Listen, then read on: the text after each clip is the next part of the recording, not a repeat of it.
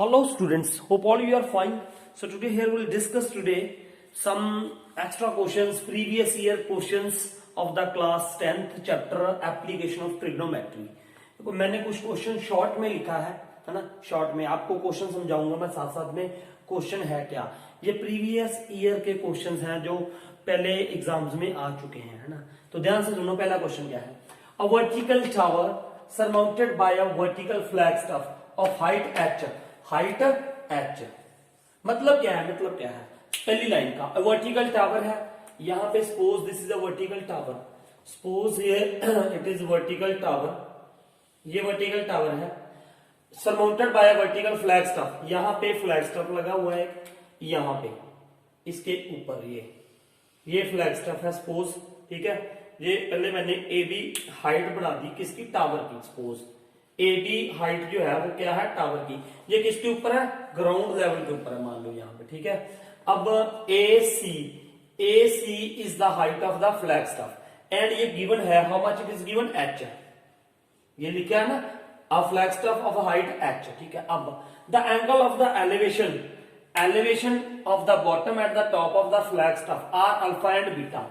यहां पे कहीं पे एक पॉइंट है, let us suppose A B C, मैंने ग्राउंड पे इसके लेवल में एक पॉइंट दिया हुआ है, यहां से एंगल ऑफ एलिवेशन क्या होता है, जब ऑब्जेक्ट कहां पे है, ऑब्जेक्ट कहां पे है, एंगल ऑफ एलिवेशन, ये हॉरिजॉन्टल, ये क्या होती है, हॉरिजॉन्टल है ना, ये क्या होती है, हॉरिजॉन्टल लाइन। तो जब ऑब्जेक्ट इसके ऊपर पड़ा है ना, ऑब्जेक्ट उसके ऊपर पड़ा है, और द एंगल बिटवीन द, आप ये कह सकते हो angle between the horizontal and the line of site, जब ये क्या है, लाइन ऑफ साइट होती है, इसके बीच में जब ऑब्जेक्ट, इसके बीच में जो एंगल होता है ना, angle between the horizontal and line of site, है ना, इसके बीच में जब एंगल होता है, ठीक है।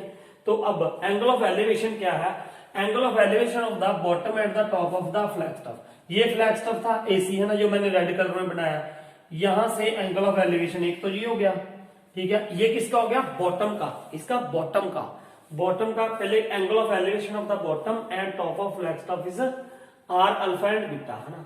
तो ये अल्फा हो गया, दिस इज व्हाट अल्फा, और एक एंगल ऑफ एलिवेशन इसका टॉप का, ये क्या है, beta, this is what beta, this is what beta. Now you have to prove that the height of the tower ये प्रूव करके दिखानी है हमने। This is the height of the tower, h tan alpha tan beta minus tan alpha। बहुत अच्छा question है, देखो कुछ भी नहीं है, सिंपल। अगर आपको एनसीईआरटी वाले अच्छे से क्वेश्चन आते हैं तो ये बिल्कुल आसान है, ठीक है। अब देखो मुझे ये चाहिए, है ना, tan अल्फा चाहिए, tan बीटा चाहिए, सबसे पहले तो ये बात है। अब आपको ये गिवन है एसी, है ना, अब ये ए बी निकालनी है मुझे, क्या निकालनी है, ए बी। अब मान लो ए बी को मैंने क्या मान लिया, x, suppose this is what x, मैंने इसकी वैल्यू एक्स मान ली। अब आपके माइंड में ये होना चाहिए कि we have to find out x find out करना है। अब देखो क्या क्या करना, क्या है, ये प्रूव करना है, H tan alpha tan beta tan alpha, ये आना चाहिए। अब tan अल्फा कौन से ट्रायंगल में आ रहा है, एक तो मुझे ये देखो ना, यहाँ पे अल्फा है, ठीक है, अल्फा आ रहा है। दूसरा एक ये राइट एंगल ट्रायंगल है, ये सबसे पहले मैंने कौन सा ट्रायंगल ले लिया, एबीसी।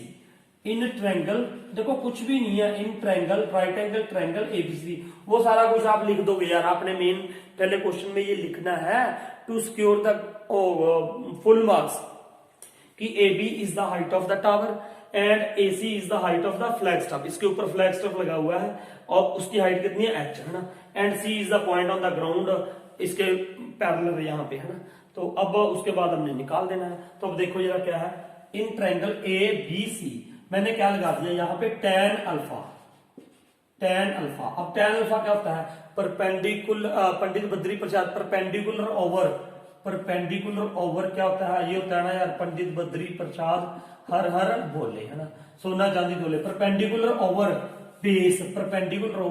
बेस।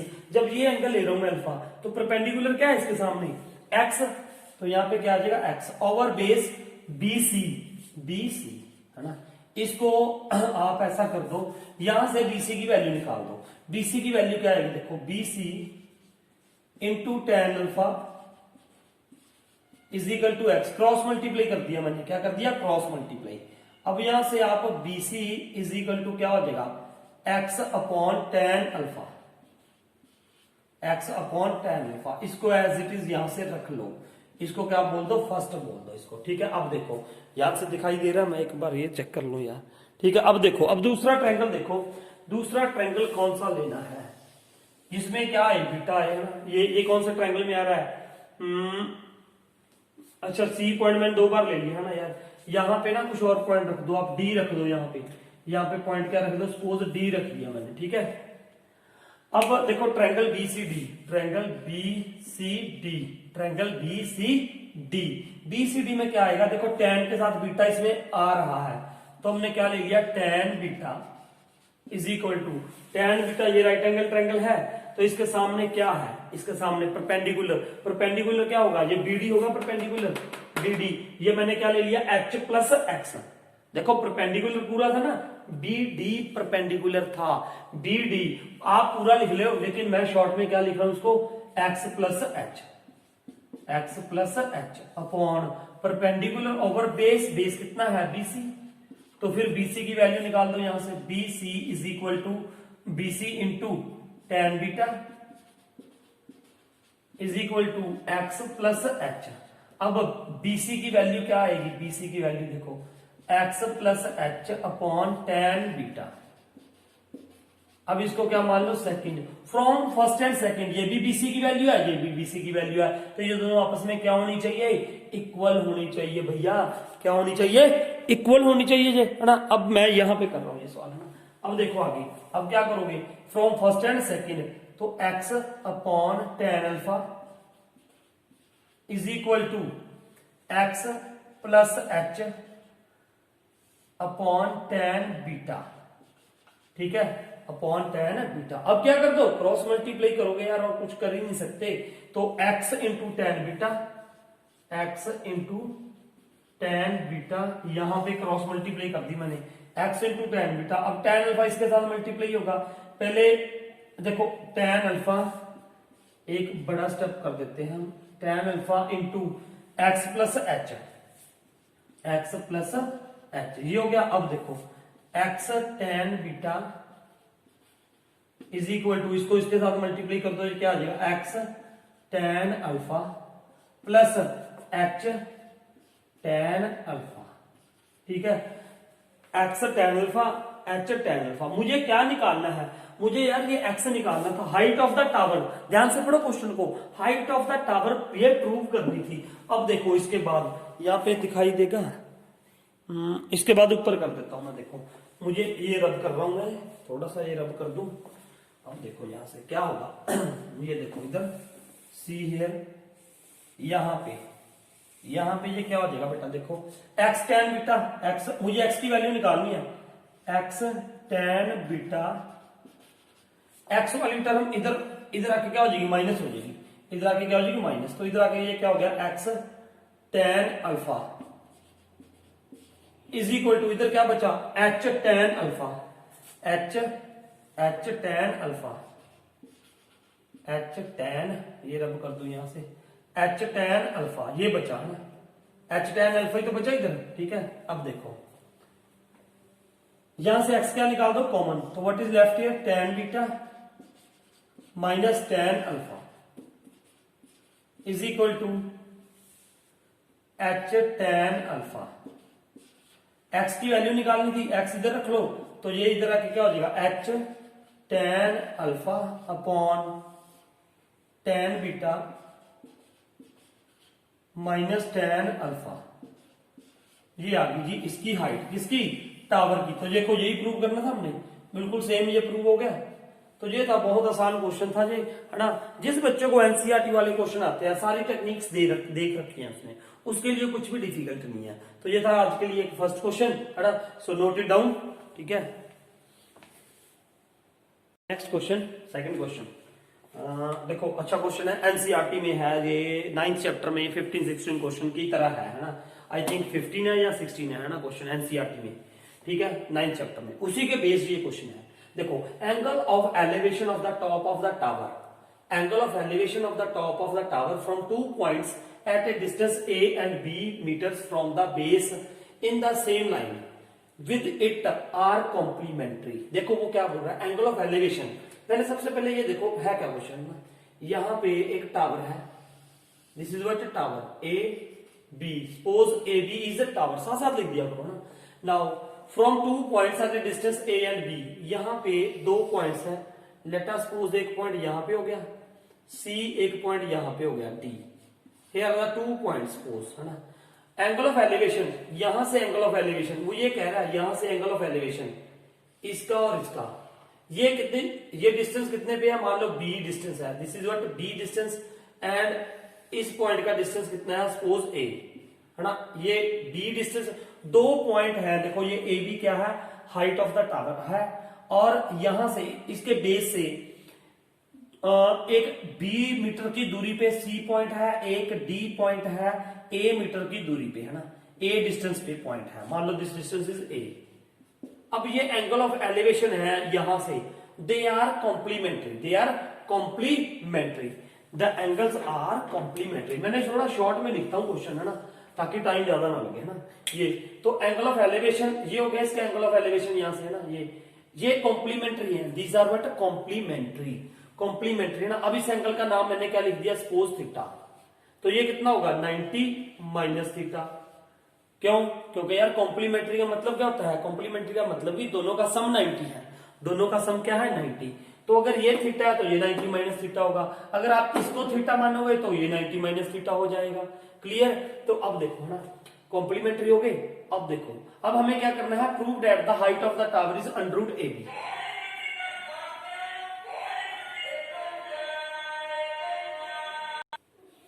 तो व्हाट इज देयर, हाँ ये मैं बता रहा था। अब देखो, prove that the height of the tower, height of the tower A B, under root A B करनी है ना, कुछ नहीं है यार, सिंपल सिंपल।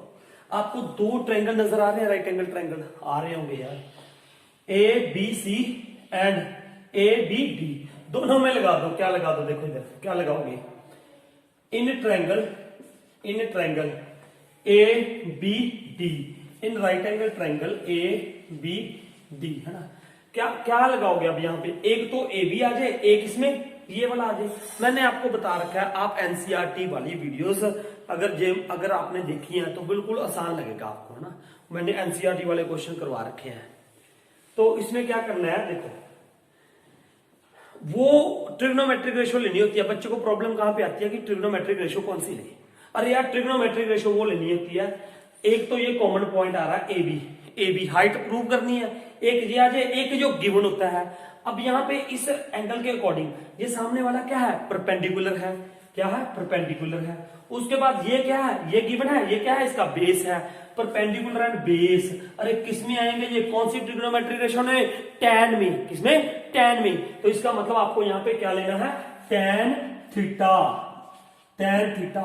इसमें tan थीटा लोगे तो परपेंडिकुलर कितना है, ए बी अपॉन बेस कितना है ए, ये कितना है ए, ठीक है। अब देखो अब आप क्या कर सकते हो, इसको ऐसे ही रख लो, ऐसे ही रहने दो एज इट इज, है ना, अभी ऐसे ही रहने दो एज इट इज, ठीक है। अब देखो ये क्या होगा जी, फर्स्ट हो गया मान लो, है ना। अब देखो दूसरा ट्रायंगल कौन सा है, A B C, in triangle A B C, बिल्कुल आसान सा। देखो ये भी राइट एंगल ट्रायंगल है, इसमें भी क्या है, एक तो ए बी है, दूसरा ये क्या है, ये साइड निकालनी है, ये गिवन है। ये दोनों में क्या ट्रिग्नोमेट्रिक रेशियो लगाएंगे, tan वाली, क्योंकि tan ही आ रहा है इसमें, tan भी आता है ना perpendicular over base. Pandit Badri Prasad हर हर बोले, ठीक है, सोना चांदी तोले, tan 90 माइनस थीटा। अब यहाँ पे ये है थीटा, है ना, is equal to base perpendicular क्या है, ए बी ओवर बेस कितना है बी, ये डिस्टेंस है ना BC, that is given what B, है ना। अब देखो अब tan 90 minus theta, tan 90 minus theta किसके इक्वल होता है, ये complementary angle tan 90 minus theta cot theta के, this is equal to cot theta is equal to A B over B, ठीक है। अब देखो अगर कॉट थीटा इसके इक्वल है तो इसको मैं tan थीटा भी लिख सकता हूं ना।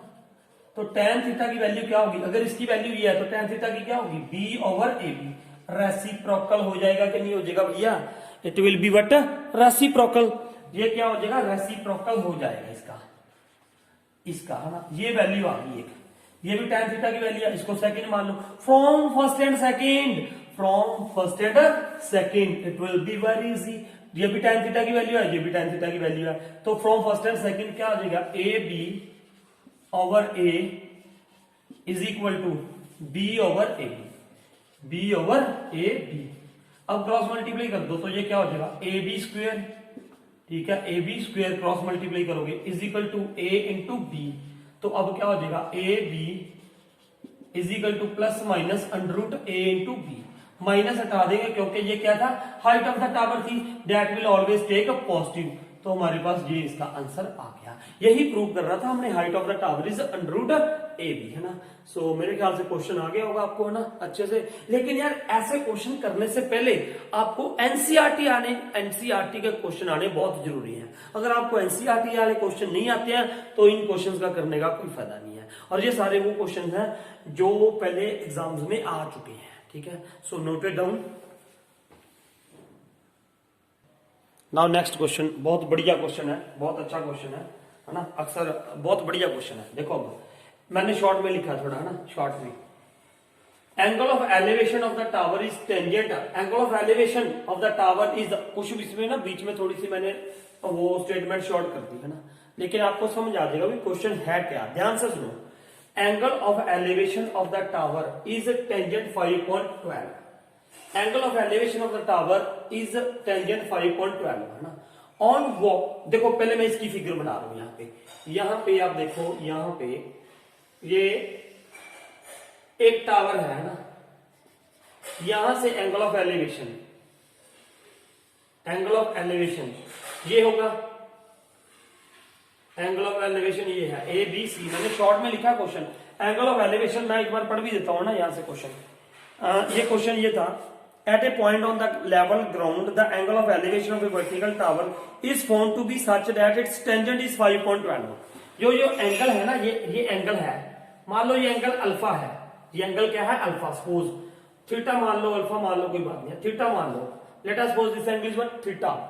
इसकी जो tan वैल्यू है ना, टेंजेंट इज 5.12 है ना। उसके बाद on walking 192 metre towards the tower, अब वो इस पॉइंट से यहां पे आ गया, मान लो यहां से डी पॉइंट पे आ गया सपोज, और ये कितना चल के आया, 192 metre, 192 metre towards tower, tangent of the angle of elevation is 3/4। अब इसकी वैल्यू जो एंगल ऑफ एलिवेशन की जो वैल्यू है, यहां पे एंगल ऑफ एलिवेशन ये बन गया, ठीक है। ये अगर इसकी वैल्यू निकालूंगा ना, अब ये एंगल यहां पे सपोज दैट, सपोज यहां पे मैंने एंगल क्या मान लिया ये, अब यहां पे कोई भी एंगल आप मान लो, अब यहां पे एंगल क्या हो गया, सपोज कुछ भी नाम रख दो आप, थीटा का अल्फा रख दिया मान लो मैंने, है ना, अल्फा। तो अब इसकी जो tan वैल्यू है वो कितनी है, 3.12, है ना। तो अब हमें क्या निकालना है, find the height of the tower. Height of the tower A B है, हाइट ऑफ द टावर क्या है, ए बी। बहुत बढ़िया क्वेश्चन है, अच्छा क्वेश्चन है। अब देखो, लेट अस सपोज यहां से बीटी से लेके एक्स है, और ये इसकी हाइट कितनी मान ली हमने, एच मान ली सपोज, है ना। अब सबसे पहले मैंने आपको बताया हुआ है यार, एनसीईआरटी वाले क्वेश्चन में बहुत अच्छे तरीके से बता रखा है कि करना क्या होता है, करना क्या होता है, करना कुछ भी नहीं होता भैया। अरे यार, अब बच्चे सोच रहे होंगे सर करना कुछ नहीं है, तो करना क्या है, अरे करना यही है, देखो सिर्फ क्वेश्चन को ध्यान से देखना है, फिगर करेक्ट होनी चाहिए सबसे first thing in the final exam. First of all जो एग्जामिनर चेक करेगा, सबसे पहले उसने आपकी फिगर देखनी है, अगर फिगर करेक्ट है तो ही आगे वो चेकिंग होगी, नहीं तो खत्म कहानी, ठीक है। अब ध्यान में रखना। अब देखो, सबसे पहले आपको दो राइट एंगल ट्रायंगल नजर आ रहे हैं, कौन कौन से, ए बी एंड सी। सबसे पहले मैंने लिख दिया in triangle A B C, A B C. इसमें अब है ना, इसमें अरे यार tan लिखा हुआ है ना, वहां पे क्या लिखा है, tan, तो मैं इसकी tan वैल्यू लूंगा। अब tan, इसकी tan मतलब टेंजेंट वैल्यू, tan थीटा, इस एंगल का tan theta is equal to क्या होगा, परपेंडिकुलर अपॉन बेस। परपेंडिकुलर कितना है, h, परपेंडिकुलर कितना, मैं शॉर्ट में कर रहा हूं थोड़ा, है ना, आप पूरा लिखोगे। परपेंडिकुलर कितना है, h अपॉन बेस, बेस कितना है 192 प्लस x, 192 प्लस x।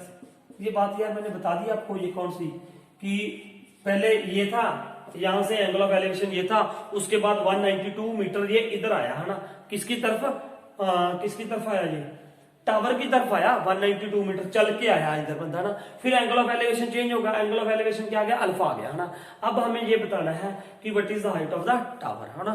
इसकी भी tan वैल्यू दे रखी है, इसकी भी tan वैल्यू दे रखी है। अब देखो ये tan थीटा, अब यहाँ पे टेंजेंट वैल्यू कितनी थी, 5/12 थी, यहां से दिखाई दे रहा है क्या थी, 5/12 थी, है ना।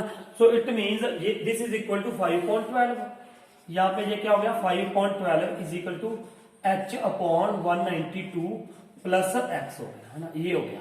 अब थोड़ा सा मैं साथ साथ पैरेलल सॉल्व कर रहा हूं ये क्वेश्चन। अब यहाँ पे इसकी वैल्यू निकालो, tan alpha is equal to, है ना, इज इक्वल टू, तो ये क्या होगा h/x, h/x होगा, बिल्कुल होगा, है ना, h/x होगा, क्योंकि इसकी tan वैल्यू क्या दे, अब इसकी tan वैल्यू क्या दे रखी है 3/4, दिस इज व्हाट 3/4, तो यहां पे क्या आ गया 3/4 इज इक्वल टू h/x आ गया। अब क्रॉस मल्टीप्लाई कर दो जी, इसको क्या कर दो cross multiply, 3x is equal to 4h, है ना, 3x is equal to 4h। अब देखो एक बात, अब यहां से 3x is equal to 4h है, मुझे क्या निकालना है, मुझे क्या निकालना है, मुझे h निकालना है, मुझे क्या निकालना है h। तो अब इसमें आप क्या करोगे, क्या करोगे, x को खत्म करोगे यार, चाहे इसमें खत्म कर दो चाहे इसमें खत्म कर दो, वो आपकी इच्छा है। अब देखो यहाँ पे क्रॉस मल्टीप्लाई करूंगा मैं, है ना, तो ये कितना आ जाएगा 5 × 2, 5 2 = 10, 5 2 = 10, 10 की लगी 0, 5 9 = 45। अब आप यार कैलकुलेशन है, कैलकुलेशन आप खुद भी कर सकते हो, कैसे भी कर दो, है ना। अब ये देखो मुझे इसमें से h है x है, यहां से अगर मैं इसको ऐसे मल्टीप्लाई करता हूं, यहाँ पे देखो 5 × 192 plus x is equal to 12h is equal to 12h, ये आ गया। अब यहाँ पे x की वैल्यू पुट कर दो यार, क्योंकि मुझे h निकालना है ना। x की वैल्यू क्या है, देखो x की वैल्यू यहां से is equal to 4h/3, 4h/3 आ गई, 4h/3 आ गई, है ना। अब देखो 4h/3, अब ये वैल्यू आप इसमें पुट कर दो, तो ये क्या आ जाएगी 5, पहले इसको मल्टीप्लाई कर दो यार, 5 2 = 10, 5 9 = 45 plus 5 2 = 10, 0 1 45 46 4, 5 1 = 5 plus 4 9 plus 5x is equal to 12h।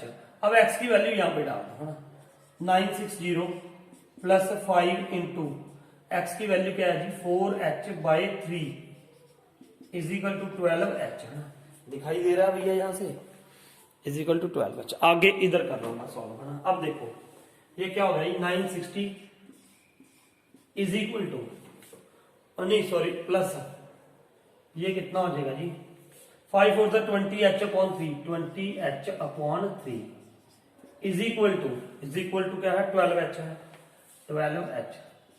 कुछ नहीं, इसको सॉल्व कर दो, 960 is equal to 12h minus 20h/3।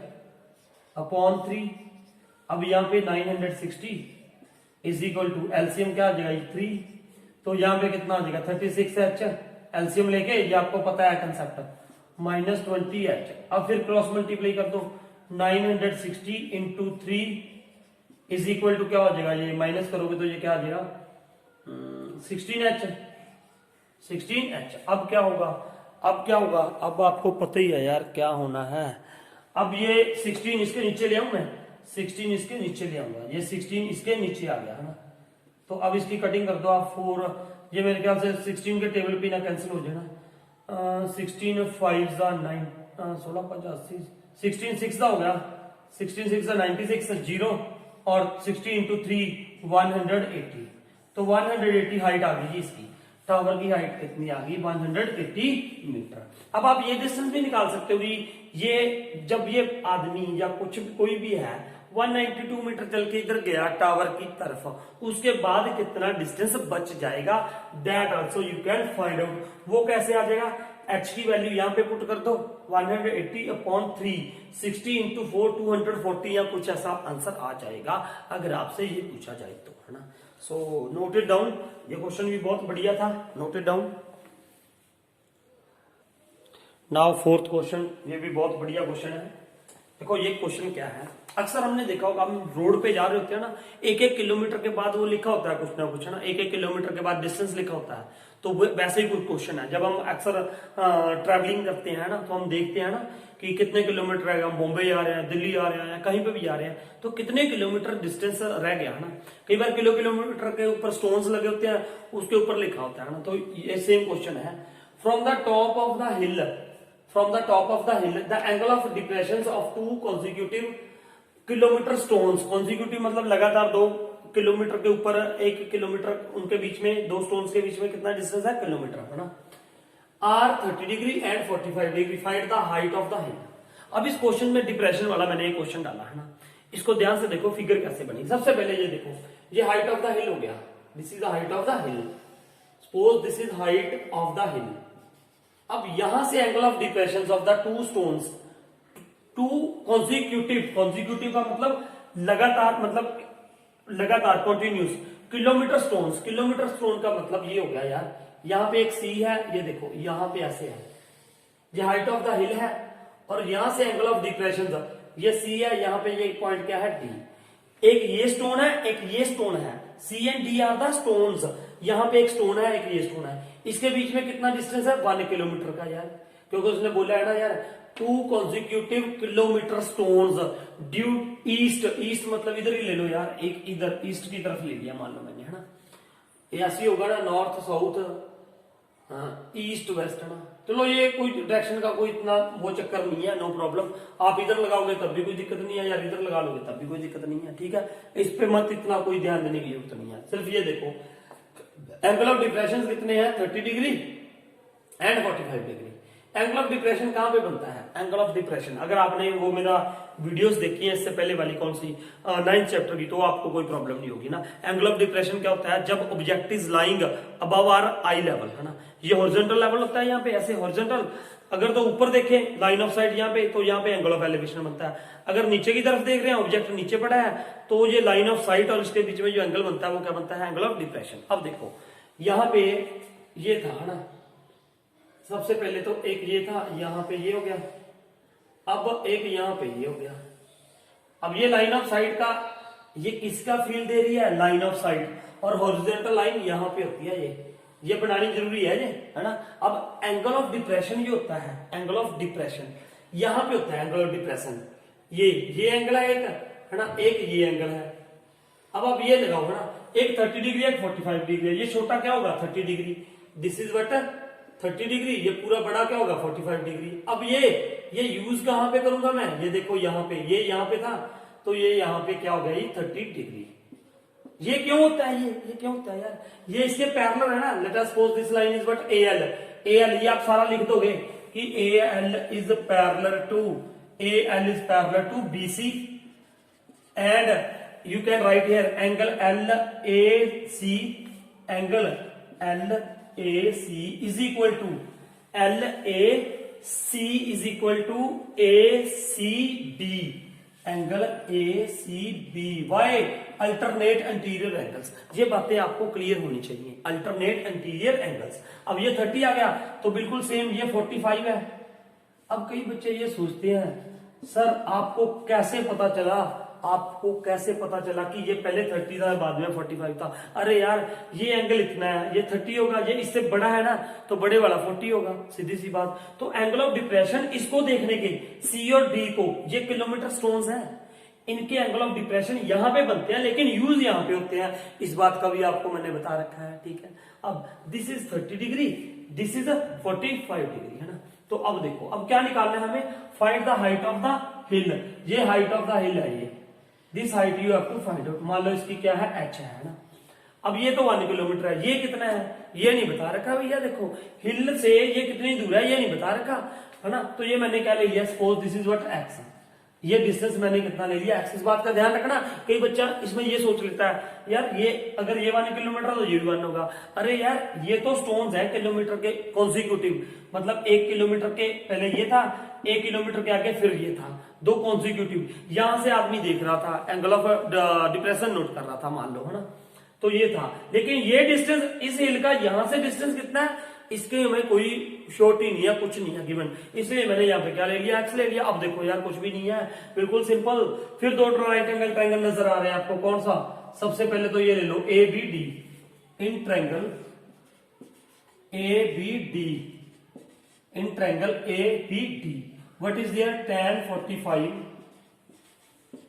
tan 45 is equal to tan 45 is equal to, tan का मतलब परपेंडिकुलर अपॉन, परपेंडिकुलर अपॉन क्या होता है? बेस होता है ना। एक ये साइड देखो, इन दोनों में रिलेशन है, इससे तो हमें कुछ लेना देना नहीं है, तो ये क्या हो गया? परपेंडिकुलर, ये क्या हो जाएगा? बेस। तो ये किस में होता है? tan में। तो इसीलिए मैंने tan ट्रिग्नोमेट्रिक रेशो ले ली। मेन बात ही यही है यार, अगर जब आपको ये पता चल गया ना कि ट्रिग्नोमेट्रिक रेशो कौन सी लेनी है, तो क्वेश्चन फिनिश, क्वेश्चन फिनिश।